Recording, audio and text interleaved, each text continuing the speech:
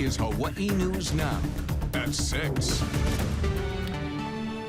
New tonight, H&N investigates after-school violence on Oahu campuses.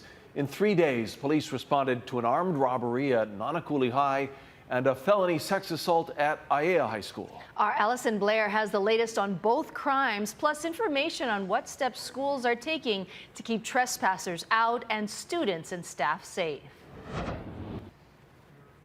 H&N Investigates has learned the victims in both the robbery and sex assault cases are teenagers. At last check, the search for the suspects continues. From deadly shootings to stabbings, robberies and rape, youth seem to be at the center of a growing number of violent crimes on Oahu. A disturbing trend that's also impacting some school campuses after most students and teachers have already gone home. On December 2nd at 9:40 p.m., Honolulu police responded to an armed robbery on the grounds of Nanakuli High School. That's where law enforcement sources say a 15-year-old was hanging out with some friends when they were approached by a group of more than a half dozen other males. One of the suspects allegedly lifted his shirt, displaying a gun in his waistband before beating the boy and stripping him of his shoes and a chain. 3 days later, an 18-year-old woman told police she was sexually assaulted in the parking structure at Aiea High School. It happened about 9 p.m. Law enforcement sources say the teen was there to watch some people play basketball. The youth today is more bold, right? And then the more violent. Mana Olayan is an ex-gang member who turned his life around and now heads up a successful organization ministering to youth.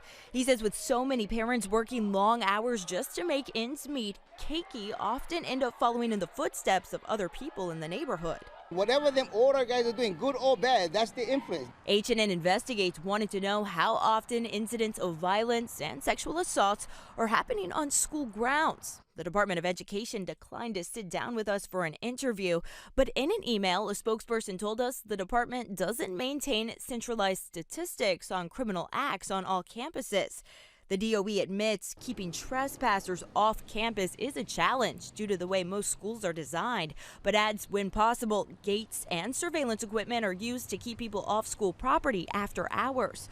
Officials say some schools with a pattern of security or safety incidents on campus have hired security to patrol overnight and on the weekends. We asked DOE officials if Nanakuli and Aiea High Schools employ after-hours security guards, but we have not gotten a response.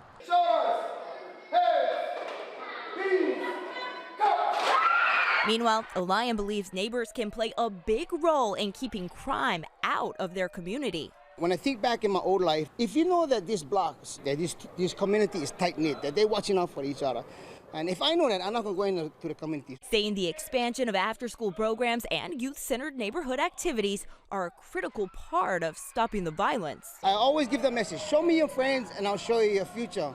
While the Department of Education doesn't keep data on criminal acts, a spokesperson said it does track student misconduct offenses on campus during school hours. We've requested that information and will make it public once it's released. Allison Blair, Hawaii News Now.